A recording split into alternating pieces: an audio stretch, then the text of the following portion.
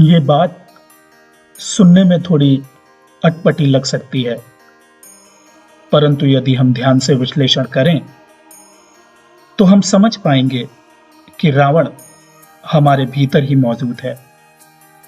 दरअसल हमारा मन ही रावण है। रावण की वृत्तियां नकारात्मक हैं। वो हमेशा पाप कर्म करने को तत्पर रहता है। रावण अपार शक्तिशाली है। रावण ज्ञाता है। रावण अहंकारी है। ठीक उसी प्रकार से हमारे मन की शक्ति अपार है। मन अहंकार में जीता है और मन हमें हमेशा पाप कर्म की ओर बढ़ावा देता है। हमारे मन के पास ज्ञान भी बहुत है। ये हर परिस्थिति में रास्ता दिखाने में सक्षम है। जहां एक ओर रावण मन के रूप में हमारे भीतर विद्यमान है, रावण हमारी चेतना से, चेतना के हर कण से परिचित है। इसीलिए तो हम इतनी आसानी से मन के माया जाल में फंस जाते हैं, या यूं कहें कि यह हमें फंसा लेता है, क्योंकि यह हमारी कमजोरियों से भली भांति परिचित है। मन को पता है कि हमारी कमजोरियां क्या हैं और हम कहां टूट सकते हैं। इसीलिए तो रावण को 10 सिर और 20 हाथ वाला दर्शाया गया है, यानी कि एक आम आदमी की तुलना में 10 गुना ज्यादा तेज दिमाग और 20 गुना ज्यादा कार्य क्षमता। जहां रावण एक और मन के रूप में मौजूद है, वहीं राम हमारे भीतर आत्मा के रूप में मौजूद हैं। और चूंकि राम ही परब्रह्म है, इसलिए आत्मा को ही परमात्मा कहते हैं। हम मन को कितना भी जीतना चाहें, हम हार ही जाते हैं, क्योंकि यह रावण की तरह शक्तिशाली और मायावी है। इसीलिए हम राम नाम का सहारा लेते हैं, क्योंकि राम ही रावण को मार सकते हैं। मन रावण है और आत्मा राम है। आत्मा के निरंतर स्मरण से मन के मायाजाल को खत्म किया जा सकता है। कल्पना कीजिए, यदि रावण जैसा शक्तिशाली व्यक्ति राम का विरोधी होने की अपेक्षा राम की भक्ति में लग जाता, जैसे कि हनुमान जी ने खुद को राम की भक्ति में लीन किया था, तो रावण की गति क्या होती।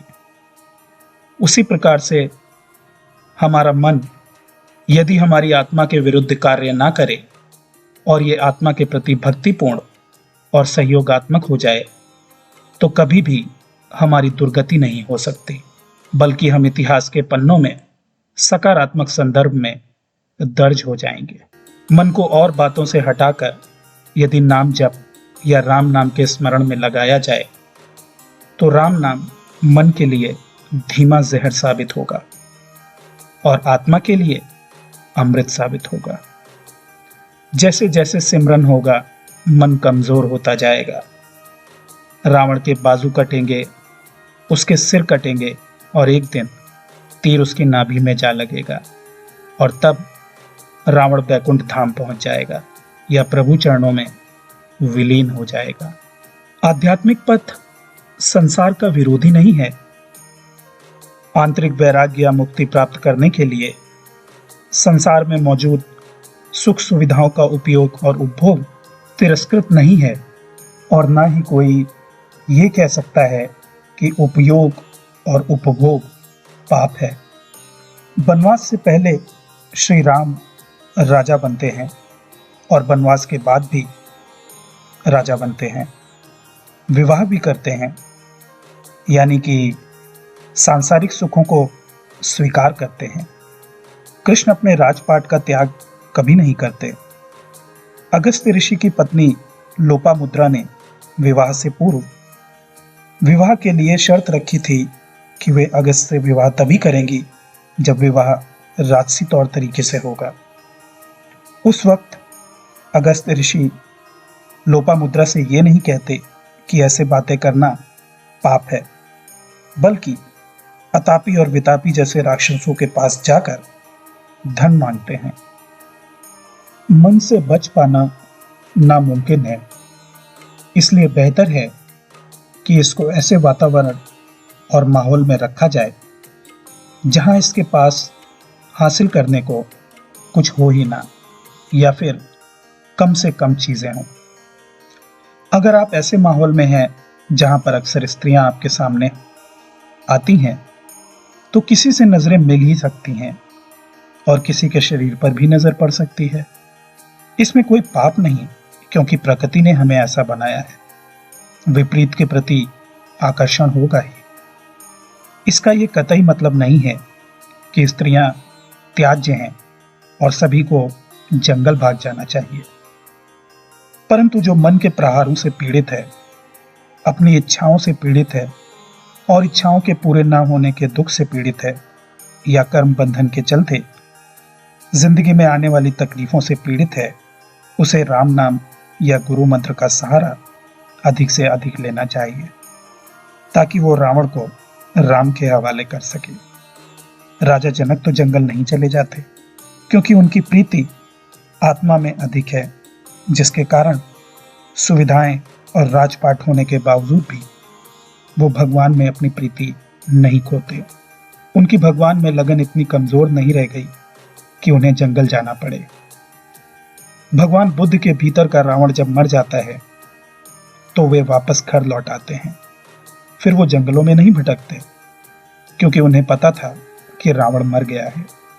अब घर जाऊंगा तो ऐसा कोई नहीं है जो मुझे दुख पहुंचा सके। बहुत से संत आत्म साक्षात्कार होने के बाद भी, रावण के मर जाने के बाद भी बुद्ध की तरह घर नहीं लौटते। वे अकेले रहना पसंद करते हैं। इसलिए नहीं कि मरा हुआ रावण फिर जिंदा हो जाएगा।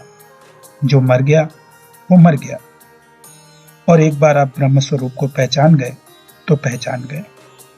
वो इसलिए समाज में नहीं आते क्योंकि लोगों को बस पता चल जाए कि ये व्यक्ति कुछ दे सकता है। बस दरवाजे पर भीड़ लगना शुरू हो जाएगी। कोई बच्चा मांगेगा, कोई अपनी गरीबी का टुकड़ा रोएगा, कोई शादी करवाने को कहेगा। सब आपको अपने घर पर खाना खिलाना चाहेंगे, अपने परिवार वालों की तकलीफ सही करवाना चाहेंगे, बच्चों के सिर पर हाथ रखवाना चाहेंगे, रोजी रोजगार में तरक्की चाहेंगे और न जाने क्या क्या। आपके पैरों पर लेटेंगे, आपके सामने रोएंगे, आपकी महानता के कसीदे पढ़ेंगे। आंखों में उम्मीद और स्वार्थ लिए हुए भीड़ वैसी ही हो जाएगी जैसे भगवान के नाम पर भिक्षा मांगने वाले भिक्षु। तब ऐसा संत जिसने अपने भीतर के रावण को मार दिया है, वो सोचेगा कि कैसे पागल लोग हैं ये खुद ब्रह्म हैं, खुद भगवान हैं और भगवान के नाम पर भिक्षा मांगते हैं। इनको सिर्फ इतना ही तो समझना है कि हमारे भीतर राम और रावण दोनों ही हैं, और जब हम राम का सहारा लेकर रावण या मन को मार देते हैं तो सिर्फ राम ही बचते हैं और राम ही पर ब्रह्म है। परंतु ये सब तो पर ब्रह्म स्वरूप होने के बावजूद भी भिक्षुक बने घूम रहे हैं।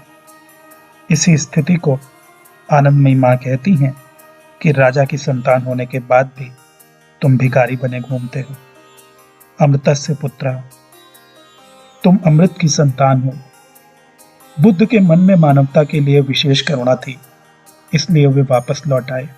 ऐसे बहुत से संत हैं जो अपने भीतर के राम को पहचान लेते हैं और करुणावश लोगों के बीच आ जाते हैं, इस उम्मीद से कि शायद कोई बात समझ सके। हमारे संत, हमारे वेद, उपनिषद अंतकाल से यही तो समझाने का प्रयास कर रहे हैं कि भैया, तुम राजा हो, क्यों भिखारी बने फिरते हो। कस्तूरी कुंडल बसे, मृग ढूंढे बनमाही, ऐसे मेरे राम हैं जग पहचानत नहीं।